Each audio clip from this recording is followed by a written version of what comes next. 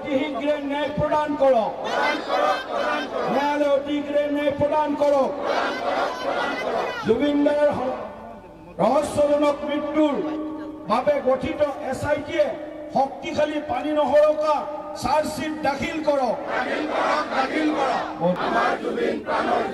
জুবিন দাই ন্যায় পাবই লাগিব জুবিন দাই ন্যায় পাবই লাগিব আজিৰে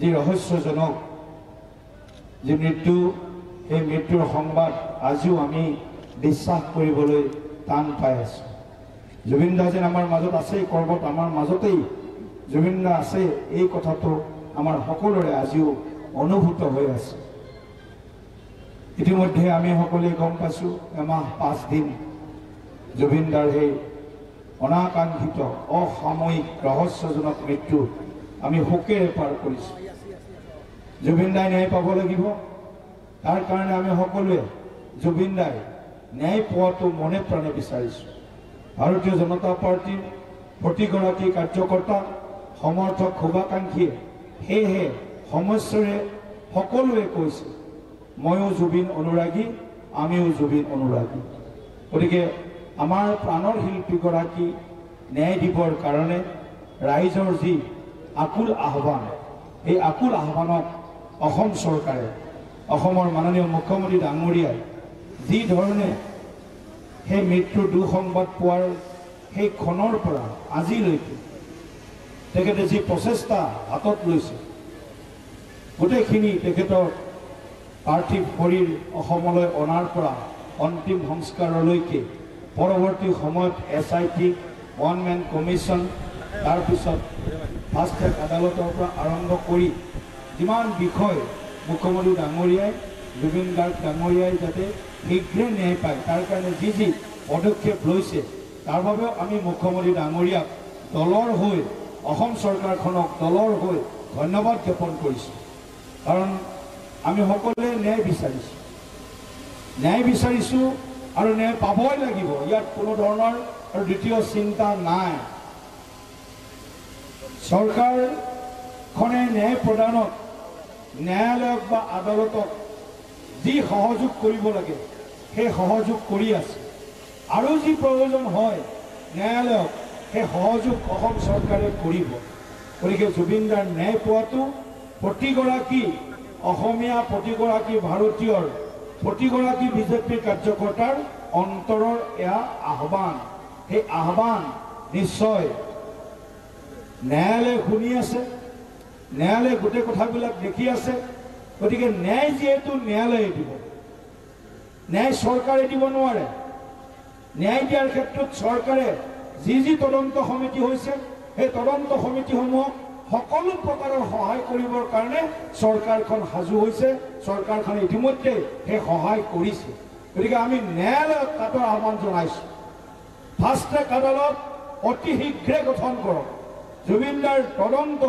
ৰহস্যজনক মৃত্যু তদন্ত ফাষ্ট ট্ৰেক আদালতৰ জৰিয়তে সম্ভৱপৰ কৰি তোলক আমাৰ SIT-লৈ আমাৰ আহ্বান SIT-য়ে পানী নহৰাকৈ এখন শক্তিশালী চাৰ্জশ্বিট দোষী যাৰ বিৰুদ্ধে আঙুলি উঠিছে যোন নেকি সন্দেহযুক্ত যিসকল এই গোটেই আমাৰ অনাকাংক্ষিত ঘটনাটোত যিসকলৰ নাম সাঙুৰ খাইছে কোনো যাতে হাৰি যাব নোৱাৰে তাৰ কাৰণে SIT-য়ে পানী নহৰাকৈ এখন চাৰ্জশ্বিট দাখিল কৰক মহামান্য আদালতৰ সন্মুখত এয়া আমাৰ আহ্বান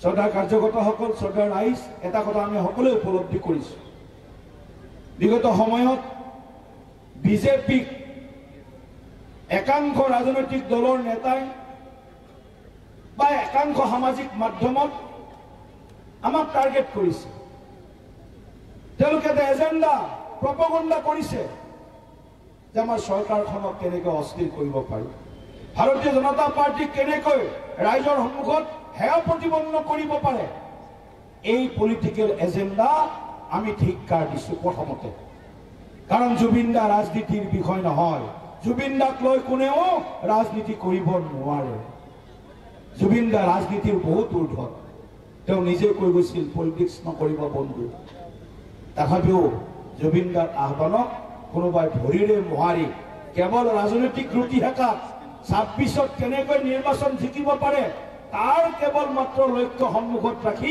একাংশ ৰাজনৈতিক দলে এইকেইদিন বিজেপিৰ বিৰুদ্ধে চৰকাৰখনৰ বিৰুদ্ধে যিবিলাক কথা কৈছে তাকো আমি তীব্ৰ নিন্দা কৰিছোঁ।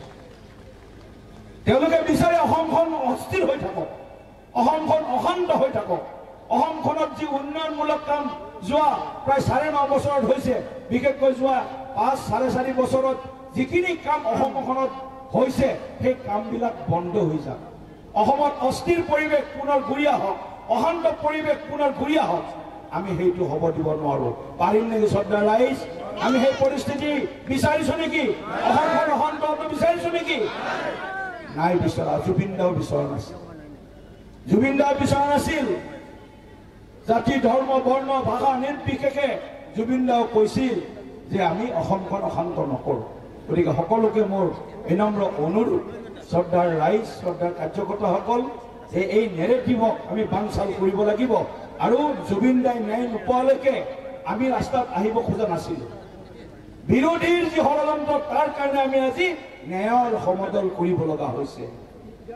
গতিকে এই কথাটো আমি স্পষ্টভাৱে মাননীয় সংবাদ মাধ্যমৰ জৰিয়তে ক'ব বিচাৰিছোঁ যে বিৰোধীৰ এই ষড়যন্ত্ৰ বিজেপি আৰু চৰকাৰখনক কিছুমান অভিযোগ আমাৰ ওপৰত আনি যি ধৰণৰ এটা বাতাবৰণ সৃষ্টি কৰিব বিচাৰিছে, সেই বাতাবৰণ আমি অসমখনক অস্থিৰ বা অসমখনক অশান্ত কৰিব নিদিওঁ। ন্যায়ালয়ৰ ওপৰত আমাৰ সম্পূৰ্ণ বিশ্বাস আছে, ভৰসা আছে। ন্যায়ালয়ে সোনকালে ৰায় দিয়ক, ন্যায়ালয়ে সোনকালে হুকুম জাৰি কৰক, কঠোৰতম দৃষ্টান্তমূলক শাস্তি ঘোষণা কৰক। এইটো আমাৰ প্ৰত্যেকৰে মনৰ কথা। এইখিনি কথা কৈ মাননীয় মুখ্যমন্ত্ৰী ডাঙৰীয়াৰ চৰকাৰখনে যি কাম কৰি আছে উন্নয়নমূলক কাম, সেই কামত আকৌ আমি লাগিব। ৫ নৱেম্বৰ সুধাকণ্ঠ ভাৰত ৰত্ন ডক্টৰ ভূপেন হাজৰিকা ডাঙৰীয়াৰ জন্মদিন। আমি সকলোৱে সুধাকণ্ঠ ভাৰত ৰত্ন ভূপেন দাৰ জন্মদিন উদযাপন কৰিব। ভাৰতীয় জনতা পাৰ্টি উদযাপন কৰিব, অসম চৰকাৰে উদযাপন কৰিব। গতিকে আমি সুধাকণ্ঠৰ জন্মদিনো উদযাপন কৰিম, সুধাকণ্ঠৰ মৃত্যুদিনো আমি পালন কৰিম, আৰু জুবিন দাকো আমি জীয়াই ৰাখিম। এয়াই ভাৰতীয় জনতা পাৰ্টিৰ বক্তব্য, মন্তব্য, আমাৰ আহ্বান। এইখিনি কথাৰে সকলোকে আকৌ এবাৰ মই ধন্যবাদ জনাইছোঁ। সংবাদ মাধ্যমৰ পৰা আৰম্ভ কৰি মঙলদৈৰ সমাজ জীৱন, সাংস্কৃতিক জীৱন, সকলো ক্ষেত্ৰৰ লোকক মই আন্তৰিক কৃতজ্ঞতা জ্ঞাপন কৰি আজি আনুষ্ঠানিকভাৱে আমি ইয়াৰ পৰা আমাৰ ন্যায় সমদল আমি উলিয়াম, আৰু আমি ন্যায় সমদল আনুষ্ঠানিকভাৱে ইয়াৰ পৰা আৰম্ভ কৰিম। শৃংখলাবদ্ধভাৱে কোনো শ্লোগান, গাড়ীত যি শ্লোগান দিব সেই শ্লোগানেই ধৰিম, বেলেগ আৰু নিজাববীয়া কোনো শ্লোগান নহয়।